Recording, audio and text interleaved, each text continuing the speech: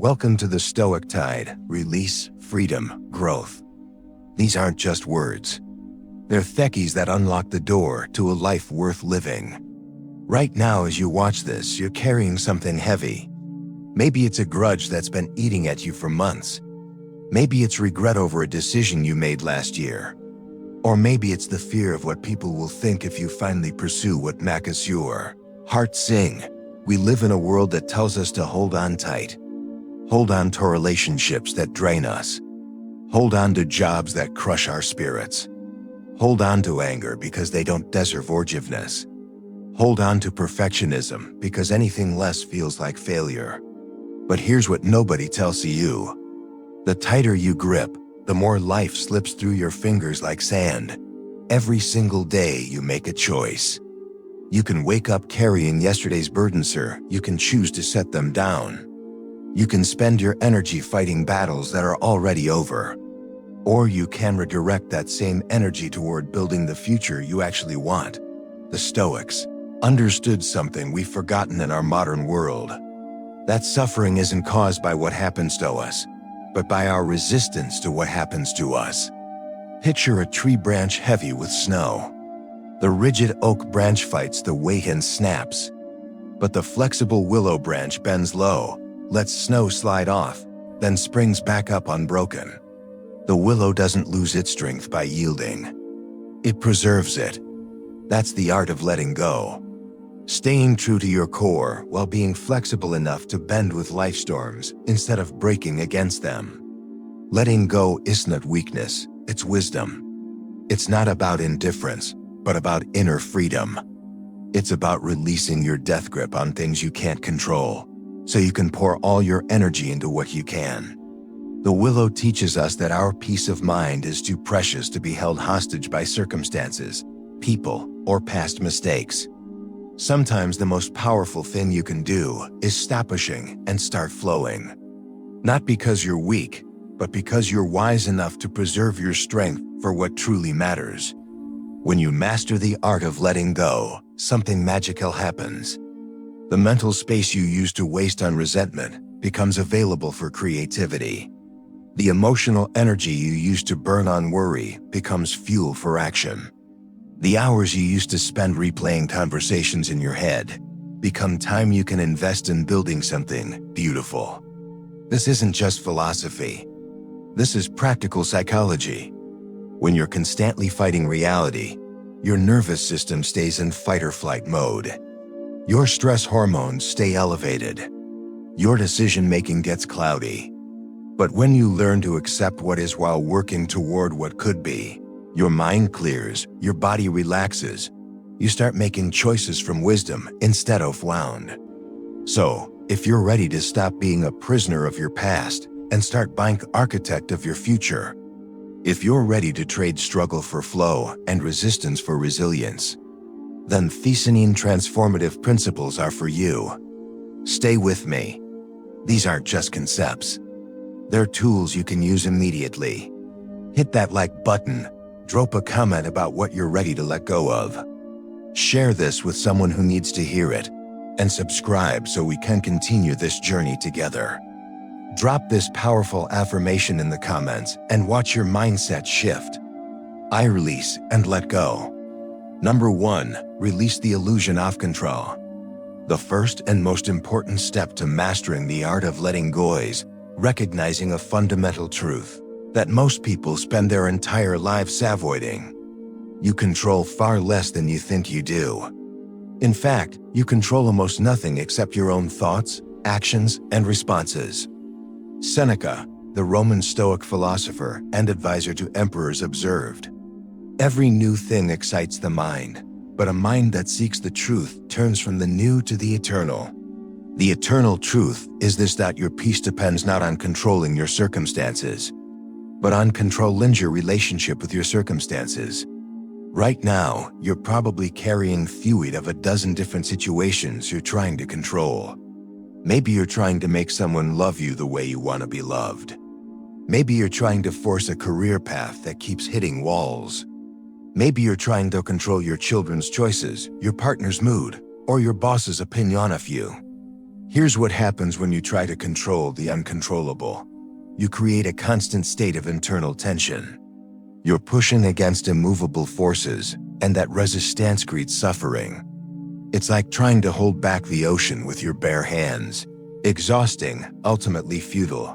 The illusion of control is seductive because it makes us feel powerful, but it actually makes us powerless.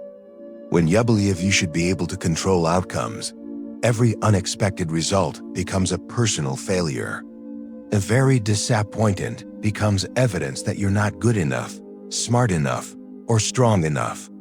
But what if you could flip this script completely? What if instead of trying to control outcomes, you focused all that energy on controlling your inputs? What if instead of trying to manage results, you managed your effort, your attitude, and your response? This is where real power lies. You cannot control whether someone hires you, but you can control how well you prepare for the interview. You cannot control whether someone loves you back, but you can control how authentically you express your love. You cannot control whether your business succeeds, but you can control the quality of work you put into it every day. The moment you stop trying to control what's outside your influence, you discover how much influence you actually have over what matters most, your own experience of life. This isn't about becoming passive or accepting mediocrity. This is about channeling your energy where it can actually make a difference. Think about the best athletes in the world. They don't focus on winning. They focus on executing their technique, maintaining their conditioning, and staying mentally prepared. They know that if they control what they can control with excellence, the results take care of themselves. When they lose, they don't waste energy in regret or blame. They analyze what they can learn and apply it to their next performance. This principle applies to every area of your life. In relationships, you cannot control how others treat you, but you can control how you treat others and what behaviors you accept. In your career, you cannot control market conditions or company politics, but you can control your skill development and professional choices. In your health, you cannot control your genetics or accidents, but you can control your daily habits and lifestyle choices.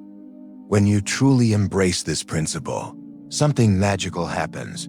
You stop being a victim of circumstances and become a creator of your experience. You stop reacting to life and start responding to it. You stop being at the mercy of external events and start finding your power in how you meet those events. The practice of releasing control doesn't happen overnight. It's a daily discipline of catching yourself when you slip into control mode and gently redirecting your attention to what you can actually influence. Every time you notice yourself stressed about something outside your control, ask yourself, what part of this situation can I actually influence? What action can I take right now that aligns with my values? This shift from controlling outcomes to controlling inputs is the foundation of all inner freedom. When you master this principle, you discover that you've been carrying around a burden that was never yours to carry. You realize that you can care deeply about outcomes without being attached to them. You can work hard for what you want without being devastated when things don't go according to plan. If you are ready to stop controlling the uncontrollable, comment this mantra. Control what I can. Release what I can't. Number 2, embrace impermanence as your teacher. Everything you love will eventually change or disappear. Everything you hate will also pass away. This might sound depressing, but it's actually the most liberating truth you'll ever understand. The Buddhist concept that the Stoics deeply understood is this. Impermanence isn't the enemy of happiness. Resistance to impermanence is. Heraclitus, the ancient Greek philosopher who influenced Stoic thinking, said, "No man ever steps in the same river twice, for it's not the same river. And he's not the same man." This wisdom points to a fundamental reality that most people spend their lives fighting. Everything is always changing, and trying to make things permanent creates suffering. Right now, you're clinging to something that's already changing. Maybe it's your youth, your current relationship, your job security, or your health. You're investing enormous energy trying to freeze moments in time, to keep things exactly as they are when they make you happy, and to push away changes that make you uncomfortable. But here's what the Stoics discovered. When you stop fighting impermanence and start working with it, you unlock a completely different way of experiencing life. Instead of living in constant fear of loss, you start appreciating what you have while you have it. Instead of taking things for granted, you become present to their beauty and value. Think about the cherry blossoms that bloom in spring. They're considered incredibly beautiful in Japanese culture, but not despite their brief blooming period because of it. Their temporary nature makes each moment of their existence precious. The same principle applies to every aspect of your life. Your relationships are more precious because they won't last forever. Your opportunities are more valuable because they have expiration dates. Your health is more important because it's fragile. Your time with loved ones is more meaningful because it's limited. When you truly understand impermanence, you stop wasting time on petty arguments and start investing in what actually matters. The fear of impermanence keeps people trapped in two destructive patterns, desperately clinging to good times and desperately avoiding difficult times. Both patterns cause suffering because they're based on the impossible desire to control the flow of life. When you embrace impermanence as your teacher, you learn to hold everything lightly. You love fully while knowing that love will transform. You work hard while knowing that careers evolve. You enjoy success while knowing that it's temporary. You endure hardship while knowing that it too will pass. This doesn't make you detached or careless. It makes you more present, more grateful, and more resilient. You stop postponing happiness until conditions are perfect because you understand that conditions are always changing. You stop avoiding challenges because you know they're temporary teachers, bringing you exactly what you need to grow. The practice of embracing impermanence starts with small daily observations. Notice how your emotions change throughout the day. Notice how your thoughts come and go like clouds in the sky. Notice how your body feels different from moment to moment. Notice how conversations flow and shift. Notice how the light changes as the day progresses. When you start paying attention to the constant flow of change in small things, you build the muscle to handle bigger changes with grace. You realize that change isn't something that happens to you occasionally. It's the very fabric of existence, and you're part of that flow. This understanding transforms how you handle loss and disappointment. Instead of asking, "Why is this happening to me?" you start asking, "What is this change teaching me? How can I flow with this transition instead of fighting it? What new possibilities is this ending creating space for?" The most successful and peaceful people aren't those who avoid change. They're those who dance with it. They've learned to surf the waves of impermanence instead of being knocked down by them. They understand that endings are also beginnings. That loss creates space for new growth, that every sunset makes room for a new sunrise. When someone you love dies, the impermanence of that relationship makes every moment you shared more precious, not less. When a career ends, the temporary nature of that chapter makes room for new adventures. When your body ages, the changing nature of your physical form teaches you to find identity in something deeper and more enduring. Impermanence isn't something to overcome. It's something to embrace as the natural rhythm of existence. When you stop fighting the flow and start flowing with the fight, you discover a kind of peace that doesn't depend on circumstances staying the same. You find a joy that doesn't require permanence and a love that grows stronger through change, not despite it. Number 3, transform your relationship with failure and rejection. Here's a truth that will change everything. Failure and rejection aren't happening to you. They're happening for you. Every no you receive, every setback you experience, every plan that falls apart, is actually life's way of redirecting you towards something betterer, teaching you something essential. Thomas Edison, whose inventions transformed the modern world, once said, "I have not failed. I've just found 10,000 ways that won't work." This wasn't positive thinking or denial. This was a fundamental reframe of what failure actually means. Edison understood that failure is feedback, not a verdict on your worth. Most people have a toxic relationship with failure. They see it as evidence that they're not good enough, smart enough, or deserving enough. They take rejection personally, as if someone saying no to their request is saying no to their entire existence. This relationship with failure keeps them playing small, avoiding risks and missing opportunities. But what if you could completely flip this script? What if you could see failure as information, rejection as redirection, and setbacks as setups for comebacks? What if you could understand that the universe isn't punishing you, it's teaching you? The Stoics had a powerful concept called the obstacle is the way. This means that whatever is blocking your path isn't separate from your path. It is your path. The challenge you're facing isn't preventing your growth.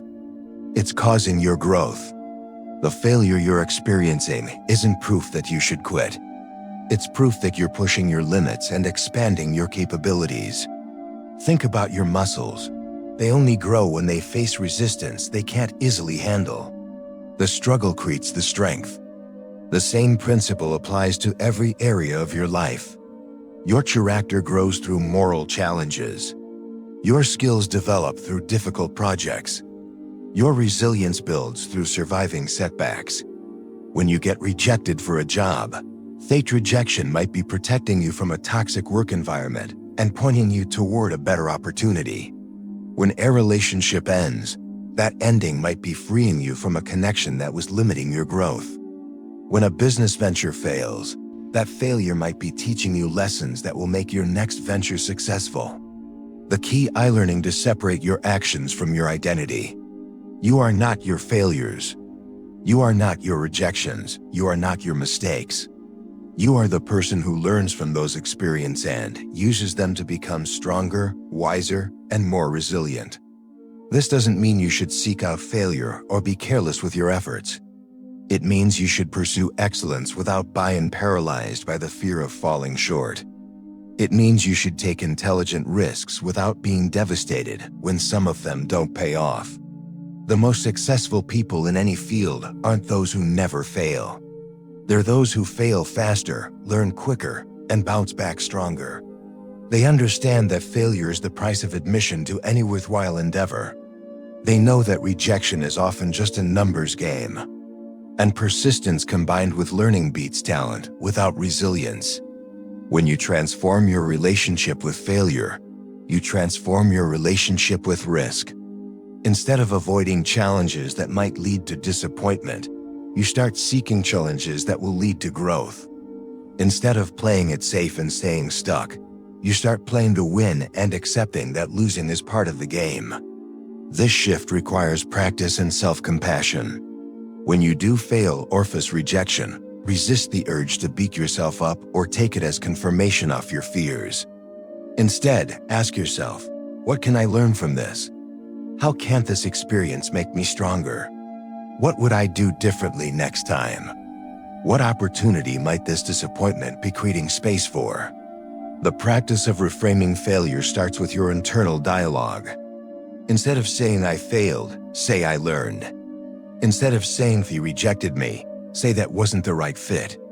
Instead of saying nothing ever works out for me, say I'm building resilience and getting closer to what will work. Remember that every person you admire has a collection of failures and rejections behind their success. The difference between those who achieve their dreams and those who don't isn't the absence of failure. It's their response to failure. Winners see failure as education.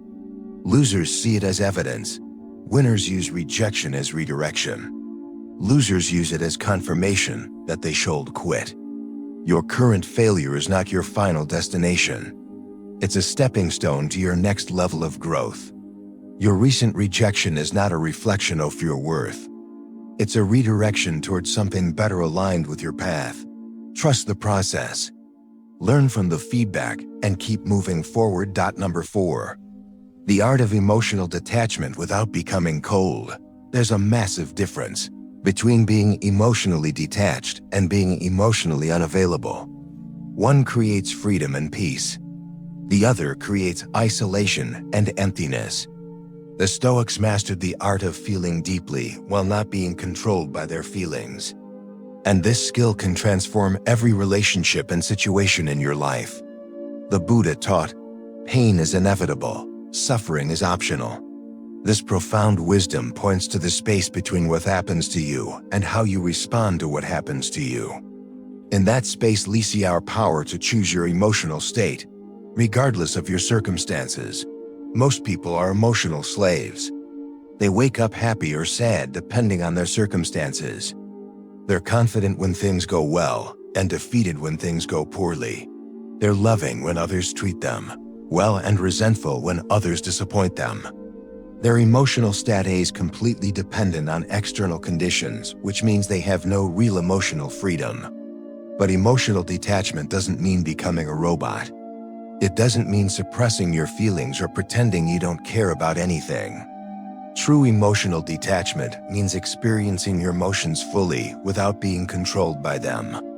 It means feeling your anger without acting from anger. It means experiencing your sadness without drowning in sadness. It means enjoying your happiness without being addicted to happiness. Think of emotions like weather. You didn't try to control the weather, but you do choose how to dress for it. You don't take rain personally, but you do carry an umbrella. You enjoy sunny days without demanding that every day be sunny. Emotions are the same way. They're natural phenomena that come and go. And your job is to experience them skillfully, not control them. The key to emotional detachment is understanding that you are not your emotions. You are the observer of your emotions. When you're angry, there's a part of you that notices the anger. When you're sad, there's a part of you that's aware of the sadness. That observing part, your consciousness, is always calm, always present, always free. This observer's self is where your real power lives. From this place, you can feel your emotions without being hijacked by them. You can acknowledge your anger without saying things you'll regret. You can experience your fear without being paralyzed by it. You can feel your love without becoming possessive or needy. The practice of emotional detachment starts with creating space between stimulus and response. When something triggers an emotional reaction, instead of immediately acting on that emotion, pause, take a breath, notice what you're feeling. Ask yourself, what is this emotion trying to tell me? What would be the wisest response from this situation? This doesn't mean you become emotionally cold or unavailable. In fact, emotional detachment makes you more emotionally available because you're not constantly swept away by your own emotional storms. You can be present for others' emotions without being overwhelmed by them. You can offer support without taking on others' problems as your own. In relationships, emotional detachment allows you to love without attachment, which is the highest form of love. You can care deeply about someone's well-being without trying to control their choices. You can feel hurt when someone disappoints you without making them responsible for your emotional state. You can express your needs without demanding that others meet them. This skill is especially crucial in conflict situations. When someone isn't angry with you, emotional detachment allows you to hear their concerns without becoming defensive. When someone necrotizes you, you can consider whether their feedback is useful without taking it as an attack on your worth. When someone treats you poorly, you can maintain your boundaries without being consumed by resentment. The most emotionally mature people aren't those who never feel difficult emotions. They're those who feel all emotions without being controlled by any emotion.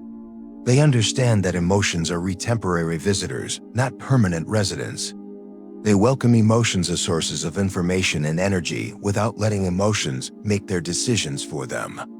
This practice requires self-compassion and patience. You'll slip back into emotional reactivity many times as you develop a skill. That's normal and expected. The goal isn't perfection. It's progress.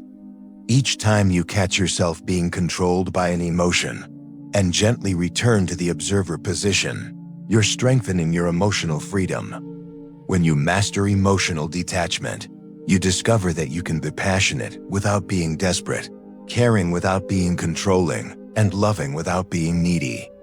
You realize that your peace doesn't depend on others treating you well.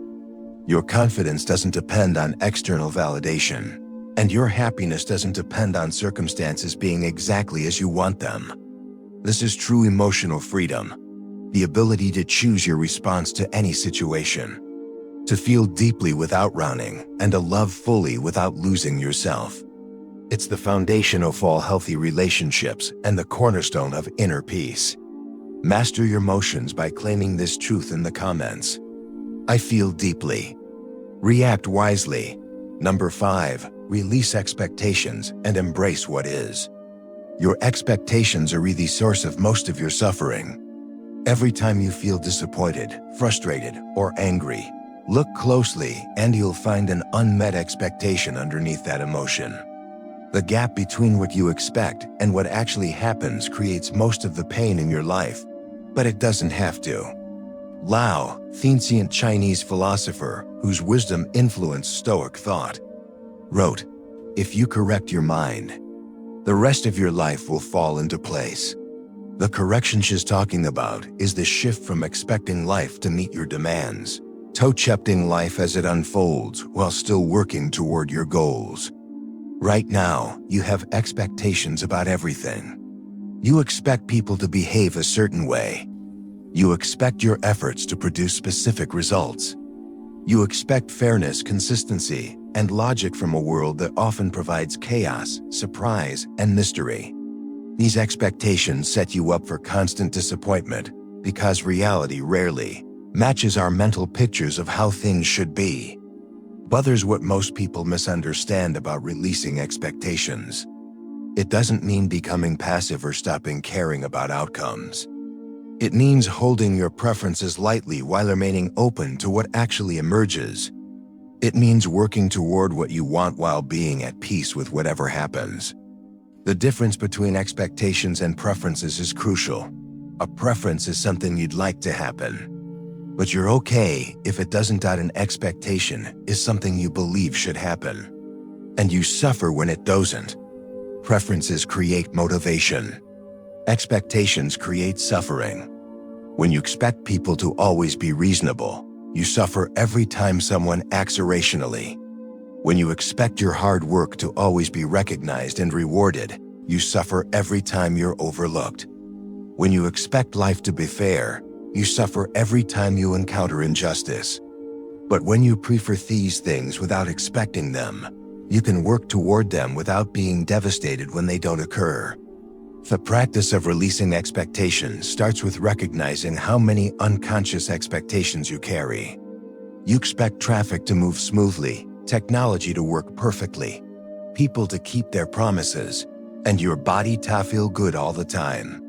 You expect your family to understand you, your friends to always be available, and your work to be fulfilling.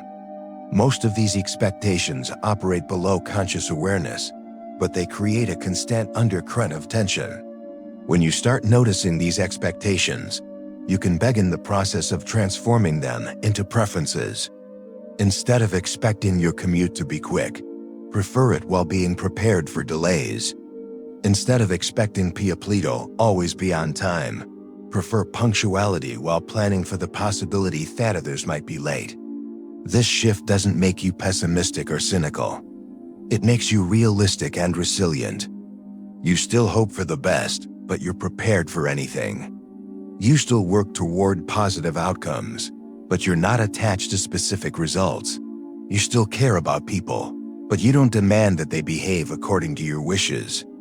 Releasing expectations is especially important in relationships. When you expect others to love you the way you want to be loved, communicate the way you want to be spoken to, and support you the way you want to be supported, you set up both yourself and them for failure. People love, communicate, and support others based on their own personality, experiences, and capacity, not based on your expectations. When you release these relationship expectations while maintaining healthy boundaries, something beautiful happens. You start appreciating people for who they are rather than resenting them for who they're not. You start receiving their love in the language they speak, rather than demanding they learn your language. You start finding joy in what they do rather than focusing on what they don't. The same principle applies to your goals and ambitions. When you expect specific timelines, specific outcomes, or specific recognition for your efforts, you create unnecessary pressure and disappointment. But when you prefer these things while remaining open to alternative paths and unexpected opportunities, you can pursue your dreams with passion while maintaining peace. This doesn't mean lowering your standards or accepting mediocrity. It means holding your standards as guides for your effort while releasing attention to specific outcomes. It means doing excellent work because excellence is its own reward, not because you expect excellence to be rewarded in particular ways. The freedom that comes from releasing expectations is profound. You stop being disappointed by reality and start being curious about it. You stop fighting what is and start working skillfully with what is. You stop demanding that life conform to your plans and start discovering the opportunities hidden in life's surprises. When you embrace what is while working toward what could be, you find a kind of peace that doesn't depend on circumstances and a kind of joy that doesn't require everything to go your way. You discover that reality just as it is contains everything you need to grow, contribute, and find meaning. Number 6, stop seeking validation and start validating yourself. The moment you stop needing others to approve of your choices is the moment you become utterly free. Most people are prisoners of other people's opinions, constantly adjusting their behavior, choices, and even their dreams based on what others might think. This addiction to external validation is one of the most exhausting ways to live, and it keeps you from ever knowing who you really are. Ralph Waldo Emerson wrote, "To be yourself in a world that is constantly trying to make you something else is the greatest accomplishment." This isn't just poetic language. This is a blueprint for authentic living. When you stop seeking validation from others and start validating yourself, you discover a kind of confidence that can't be shaken by criticism and doesn't need praise to survive. Right now, you're probably making dozens of decisions based on what others might think.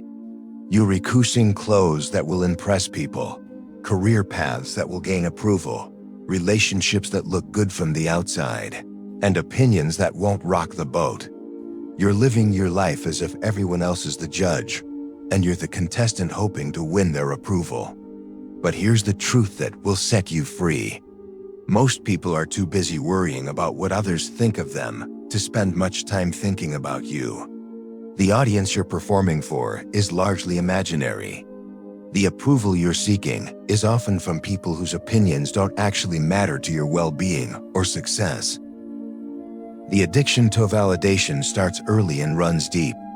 As children, we learn that love and approval come when we behave in ways that please others. We discover that conformity brings acceptance and authenticity sometimes brings rejection. So we develop a validation-seeking system that prioritizes others' comfort over our own truth. But external validation is like a drug. You need more and more of it to feel good. And the high never lasts. No amount of praise can fill the void of self-doubt.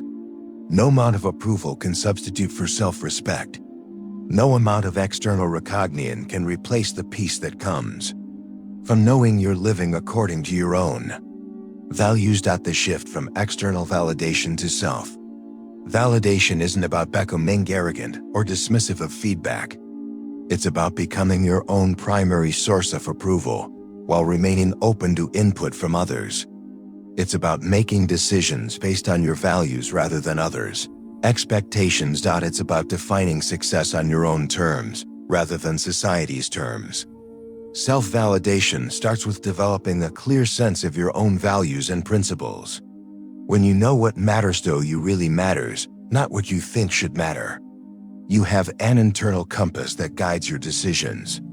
You can ask yourself, does this choice align with my values? Does this path honor who I'm becoming? Does this decision come from fear of judgment or from authentic desire? The practice of self-validation requires courage because it means you'll sometimes disappoint people.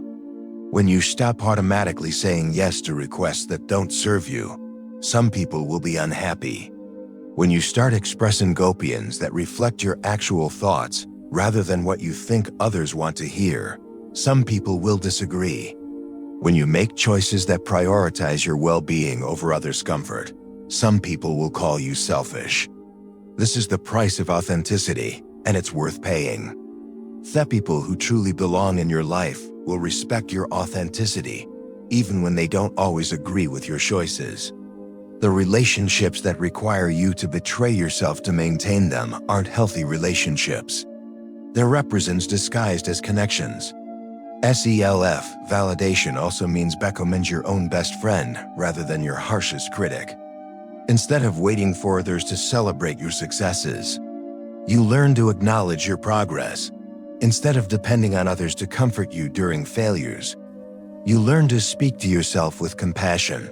Instead of needing others to believe in your dreams, you become your own biggest supporter. When you master self-validation, you discover that you can receive feedback without being devastated by criticism, accept praise without becoming addicted to it. You can make unpopular decisions with confidence and popular decisions without smugness. You can be alone without feeling lonely and be in groups without losing yourself. This freedom allows you to show up authentically in all your relationships. When you're not desperately seeking approval, you can be genuinely interested in others rather than constantly worried about their opinion of you. When you're not performing for validation, you can be present for connection. When you're not afraid of judgment, you can take risks that lead to growth and contribution. The most magnetic people aren't those who desperately seek approval. There are those who are comfortable in their own skin. They attract others not because they're trying to impress, but because their authenticity gives others permission to be authentic too. They create space for real connection because they're not hiding behind a mask of who they think they should be. Stop waiting for the world to validate your worth. You are the only person qualified to do that job. Your value doesn't depend on others' recognition.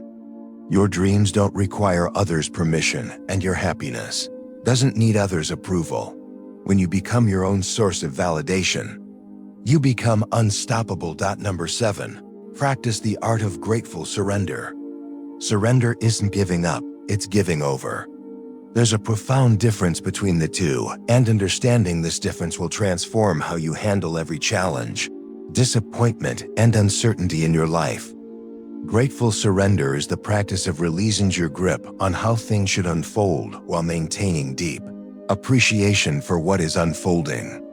Rumi, the 13th century Persian poet whose mystical insights align beautifully with Stoic wisdom, wrote, "Try not to resist the changes that come your way. Instead, let life live through you and do not worry that your life is turning upside down.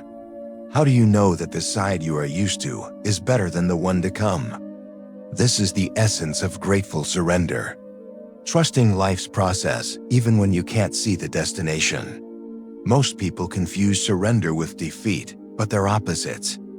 Defeat happens when you stop trying because you believe you're powerless.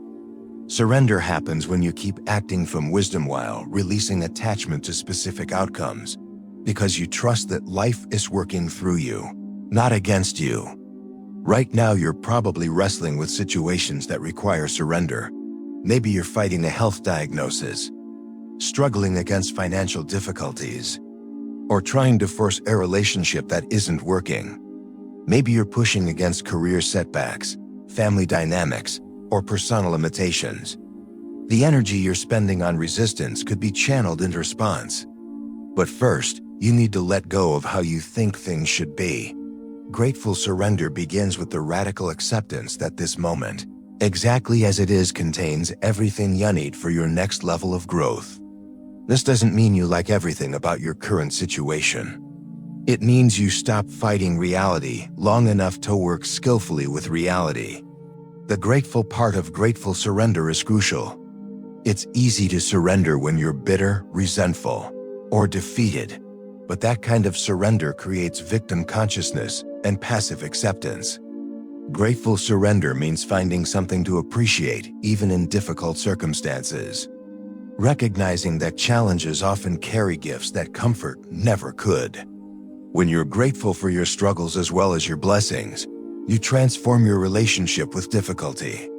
Instead of asking, "Why is this happening to me?"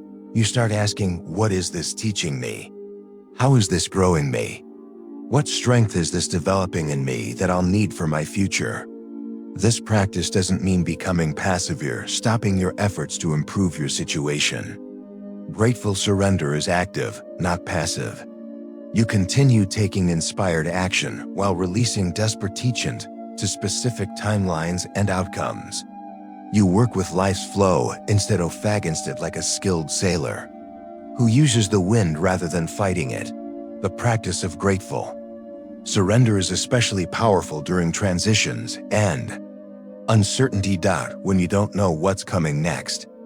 Instead of panicking about the unknown, you can trust that uncertainty often precedes breakthrough. When old patterns are breaking down, instead of trying to hold them together, you can appreciate that something new is trying to emerge.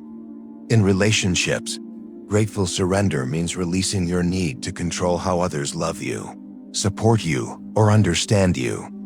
You can express your needs and boundaries clearly while surrendering attachment to whether others meet those needs in the ways you prefer. You can love people fully while surrendering the need for them to love you back in specific ways in your career and creative pursuits. Grateful surrender means doing your best work while releasing attachment to how that work is received or rewarded. You can pursue your goals passionately while surrendering the timeline, the path, and even the specific outcomes. You trust that your sincere efforts will lead to whatever serves your highest good, even if it looks different than you imagined. This practice requires developing faith. Not necessarily religious faith, but faith in life's intelligence. Faith that your experiences, even the difficult tones, are perfectly designed for your growth. Faith that what appears to be setbacks might be setups for something better. Faith that life is conspiring for your benefit, not against it. Grateful surrender also means surrendering the need to understand everything. You don't need to know why certain things happen, how everything will work out, or when your situation will improve. You only need to trust that you have everything you need to handle whatever comes, and that your job is to respond wisely rather than control perfectly.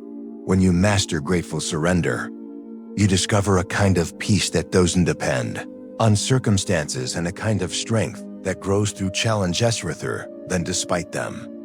You realize that life is not something that happens to you. It's something that happens through you. And your job is to be the best possible channel for whatever wants to emerge. The most resilient and successful people aren't those who control everything. They're those who surrender gracefully while acting wisely. They trust the process while engaging fully with the process. They let go of outcomes while committing fully to excellence in their actions. Number 8. Let go of who you used to be to become who you're meant to be. The person you were yesterday is not the person you have to be today. One of the most limiting beliefs you can hold is that you are fixed, unchangeable, defined forever by your past choices, mistakes, or circumstances. The truth is you are constantly becoming, constantly evolving, constantly capable of transformation, but only if you're willing to let go of old versions of yourself. Carl Jung, the pioneering psychologist whose insights bridge ancient wisdom and modern understanding, observed, "The privilege of a lifetime is being who you are." But here's what most people miss. Being who you are doesn't mean staying who you've always been. It means having the courage to keep evolving into your most authentic and capable self. Right now, you're probably carrying identities that no longer serve you. Maybe you still see yourself as the shy person you were in high school, the failure you were after a major setback, or the victim you became after a difficult experience.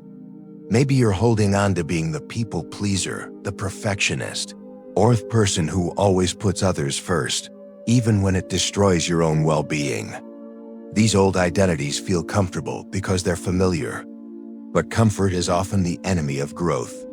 When you cling to outdated versions of yourself, you limit your potential and rob yourself of the opportunity to discover what you're truly capable of becoming. The process of letting go of who you used to be isn't about rejecting your past or pretending your experiences didn't happen. It's about refusing to let your past define your future. It's about taking the wisdom and strength you gained from your experiences while releasing the limitations and stories that keep you stuck. Every challenge you've overcome has built strength you didn't know you had. Every mistake you've made has provided wisdom you wouldn't have gained otherwise. Every difficult experience has developed lessons that serves you now. You can keep these gifts while releasing the identity of being someone who is defined by struggle, limitation, or past failures. This transformation requires what psychologists call identity flexibility, the ability to update your self-concept based on new evidence of who you're becoming. When you accomplish something you never thought possible, instead of dismissing it as luck or a fluke, you update your identity to include being someone capable of that achievement. When you handle a situation with grace that would have destroyed you before, you recognize that you've grown into someone stronger and wiser. The most successful transformations happen when you start acting like the person you want to become, before you feel like that person. If you want to become confident, you start taking actions that confident people take, even when you feel uncertain. If you want to become disciplined, you start creating structure in your life, even when you feel chaotic. If you want to become loving, you start expressing love even when you feel guarded. This isn't fake it till you make it thinking. This is understanding that identity follows action more than action follows identity.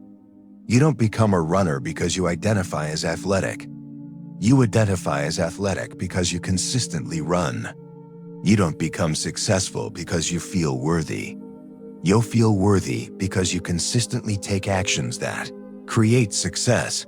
Letting go of old identities also means releasing the need to be consistent with who you've always been.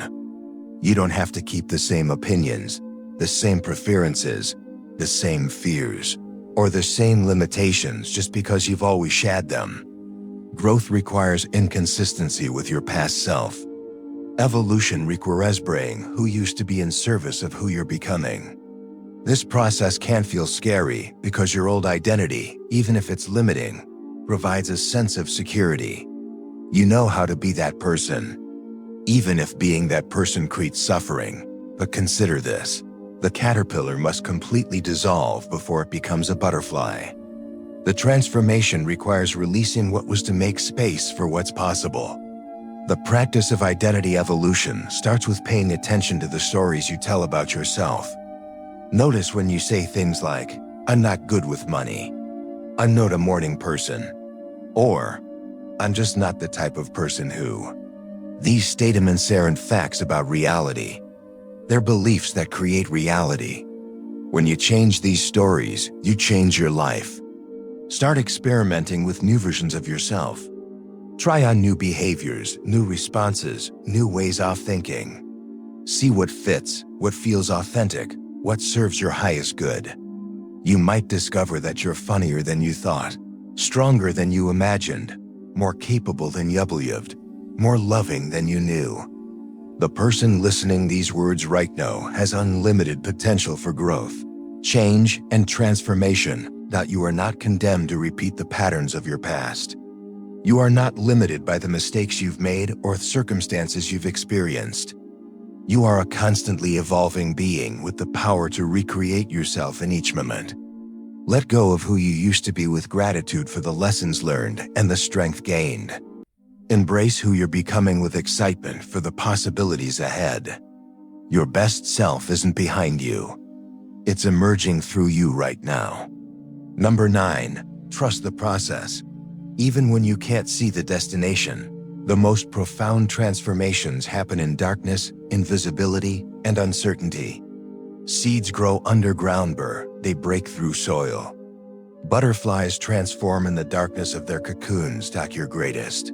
Breakthroughs often happen during periods when you can't see progress and don't know what's coming next. Learning to trust the process when you can't see the destination is thefanal mastery of letting go. Viktor Frankl, the Holocaust survivor and psychiatrist who found meaning in the most meaningless suffering, wrote, "When we're no longer able to change a situation, we are challenged to change ourselves." This wisdom points to the deepest truth about trust. Sometimes the process you need to trust isn't about changing your circumstances, but about changing yours through your circumstances. Right now, you're probably in the middle of processes you can't fully understand. Maybe you're healing from trauma and can't see when you'll feel whole again. Maybe you're building a business and can't see when success will come. Maybe you're developing a skill and can't see when mastery will emerge. Maybe you're growing spiritually and can't see when peace will arrive. The desire to see the end of the journey before you complete it is natural, but it's also limiting. When you demand to know how everything will work out before you take the next step, you miss the growth that happens in the unknown. When you need guarantees before you commit to the process, you never fully commit to the process. Trust isn't belief that everything will work out exactly as you want. Trust is confidence that you can handle whatever emerges, learn from whatever happens, and find meaning in whatever unfolds. Trust is knowing that the process is working on you, even when you can't see how you're working on the process.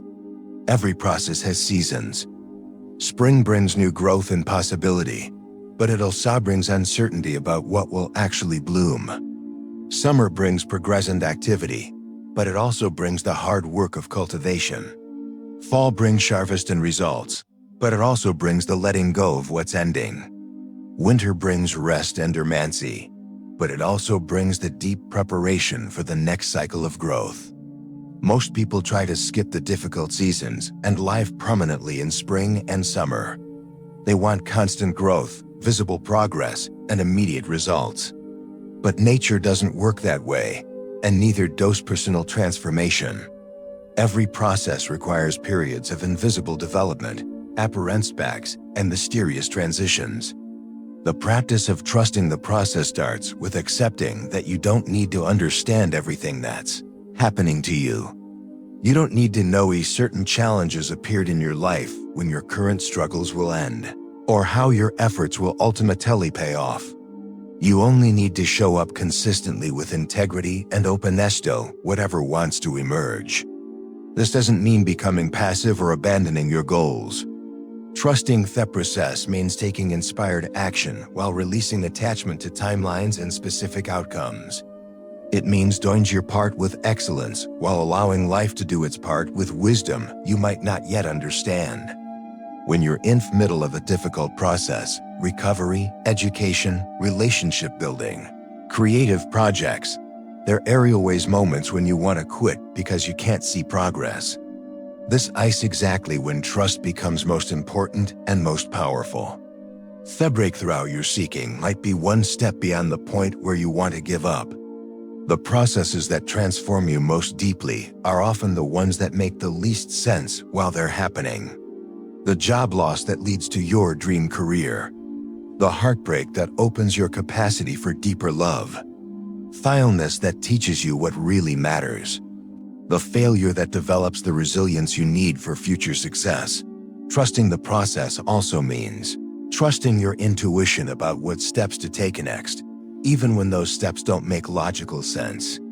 Sometimes the process requires you to slow down when everyone else is speeding up. Sometimes it requires you to change direction when you were making progress on your original path. Sometimes it requires you to go backward before you can go forward. The most successful and peaceful people aren't those who can predict the future. They're those who can't trust the present. They understand that every moment contains exactly what they need for their next level of growth. Even when that growth looks like challenge, confusion, or delay. When you truly trust the process, you stop trying to force outcomes and start flowing with opportunities.